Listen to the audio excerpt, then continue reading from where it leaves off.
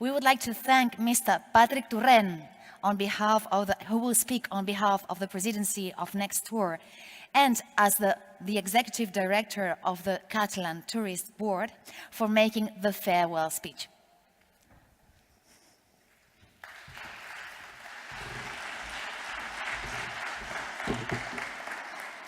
Thank you, Ivana. Thank you, everyone.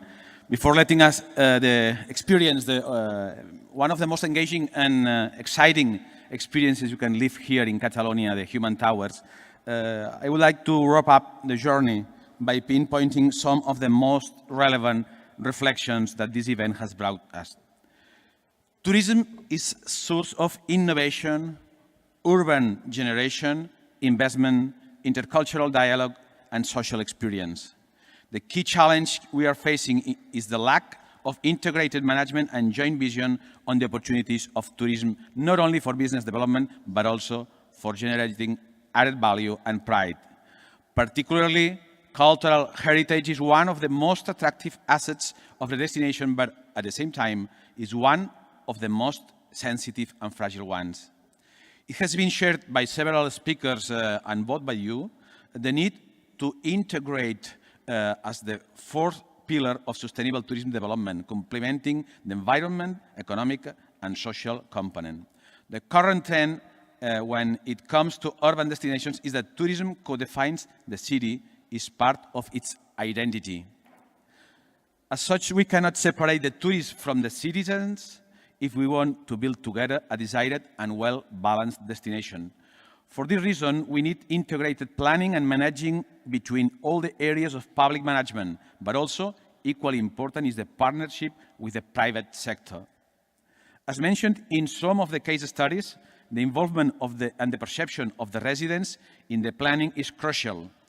Citizens need to feel again the ownership of their public spaces and their cultural heritage, as to feel empowered and proud of tourism in their city. For this, innovative measurement is essential, measuring the residents' perception, the carrying capacity, but also the crowding perception on the ongoing big data analysis. Another tourism key trend is the need of tourists to have transformational experiences and personal growth in our destinations. By the examples shared today, we see intercultural dialogue between the local and tourists are a key success factor. Therefore, segregation must be avoided. Indeed, cultural spaces as museums offer opportunities to encounter between locals and tourists, acting as a public agora. Even in some cases, cultural neighborhoods are developed with this goal. Last but not least, the involvement of new players in this discussion, as the innovation players, digital platforms, as we have seen this morning, must be considered if we want to target this balance. However, we must not forget the involvement of stakeholders, private, public, academics from different related fields, and young people as the future of the European destinations. To conclude, I'm glad to see that the proposed Barcelona Declaration on Tourism and Cultural Heritage gathers many of the insights shared today. And I would like to invite you to continue with this exchange along this year dedicated to European Year for Cultural Heritage. I hope that this gathering will inspire you to further jointly develop better places to live, better places to visit. Now it's time to express my gratitude from the Presidency of NECSTouR. Thanks especially to all the speakers for your inspiring contributions. Thanks to our relators, Cristina, Ariadna, Luis from the University of Girona for your job. Thanks to the simultaneous translation professionals behind us. Thank you very much, José Luis, for your contribution to the Barcelona Declaration. Many thanks especially to all NECSTouR members present here today. Thanks to UNWTO, Isabel. And my most sincere gratitude to the key people for the success of this event, to all the Catalan Tourist Board and NECSTouR team behind all details of this project. Thanks, Blanca. Thanks, Sandra. Thanks, Cristina, that is follow us by streaming. Thanks, Tommaso. Thanks, Pelumi. Thanks, Irene. Enjoy our human towers, enjoy our vibrant city, and see you soon back in Barcelona. Thank you very much.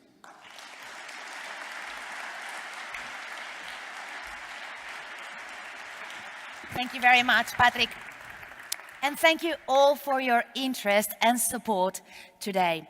We hope you made the most of today's sessions, and we now wish you to enjoy and participate in a deeply rooted Catalan tradition and culture, human castles, castells, which is a very good example, the best example of teamwork-based success.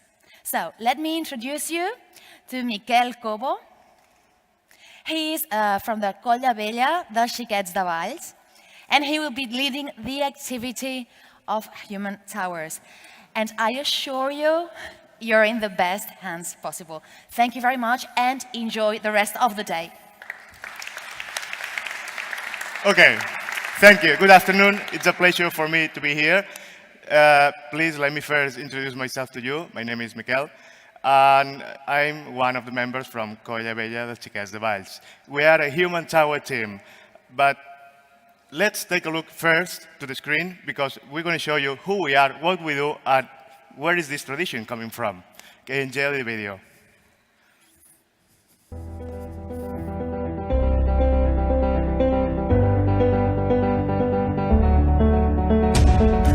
Welcome to Colla Vella dels Xiquets de Valls.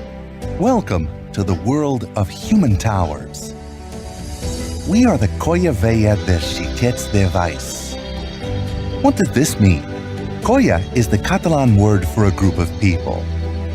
Vella means old, because we are the first group ever to exist. Xiquets de Valls refers to the city of Valls, also known as the cradle of human towers, where the cultural tradition originated from in the late 18th century.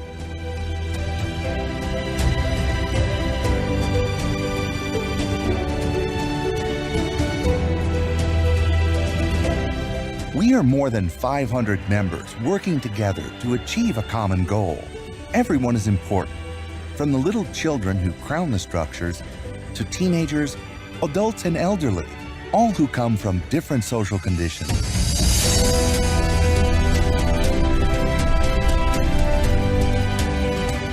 We are a cultural organization that constructs human towers. The higher and more complex the tower, the better. We offer other activities to our team members, such as specific talks, video presentations, concerts, popular meals, activities for children, workshops, and more. We also offer services such as our own neighborhood, a clubhouse where we rehearse weekly, and a tomb in the cemetery.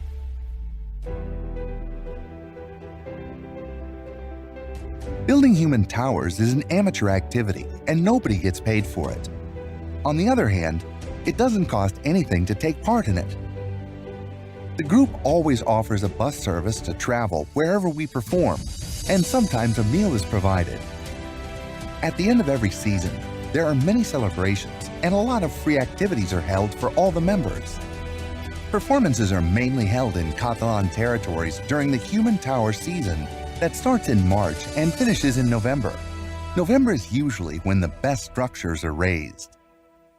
We have also performed abroad. The first time was in 1958, when our group went to Brussels for an international expo. During the 1990s, we went to the USA twice, to Houston and Chicago. We also went to China in 2010 and 2015, as well as to many other European countries. Human towers are a Catalan tradition that originated in the city of Valls.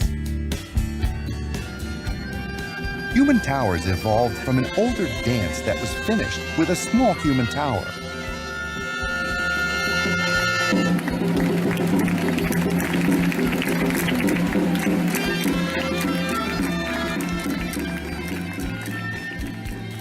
There were two groups in Valls doing this dance. They finally left the dance aside and focused on building the human tower, trying to build a higher construction than the other group.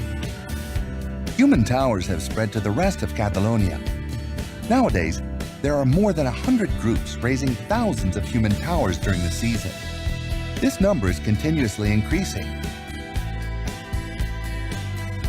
Even in foreign cities like Paris, London, Montreal, and Sydney, human towers are joining together the Catalan community.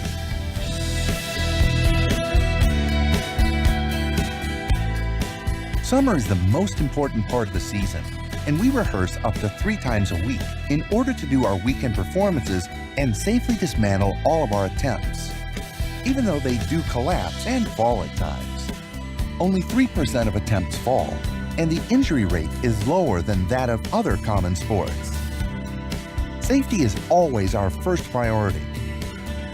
Research is constantly being done, and we have many safety apparatuses, such as rehearsing net, helmets, and dental protectors for the children. Okay, now we've seen a little bit like the boring part. Now it's gonna get funnier. Now it's time for the workshop, okay?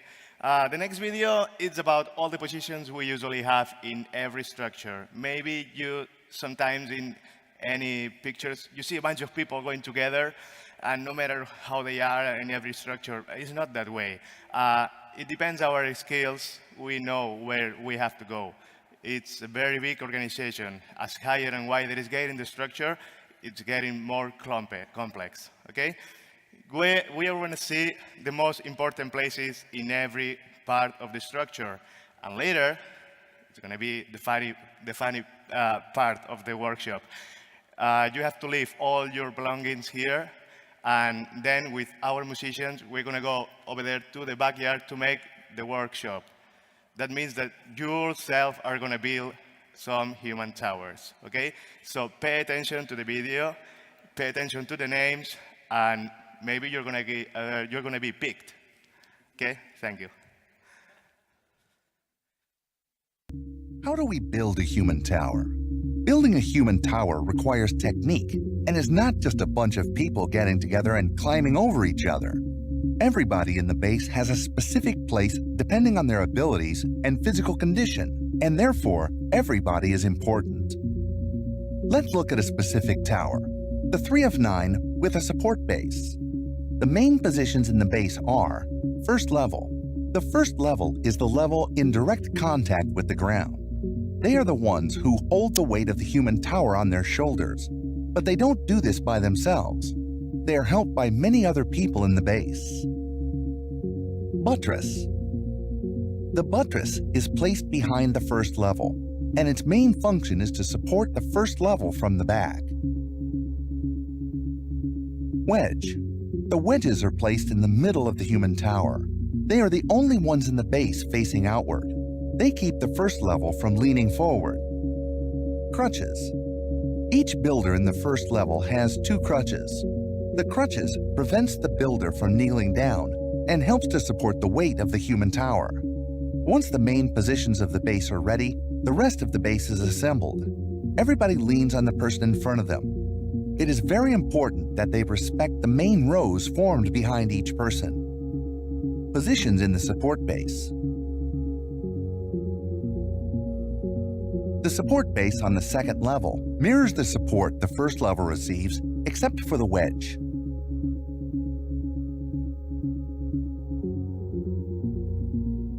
First hands. First hands hold the builders on the second level up by their buttocks. They are the tallest and strongest members of the group. The balance places their hands on the thighs of the upper level. They do this by putting one hand in a different pillar, maintaining the correct size of the structure. The flank holds the third level sideways and helps them maintain their position and balance. Once the main positions are in place, other members are placed behind them, creating other positions like the second hands, second flank, second balance, and so on.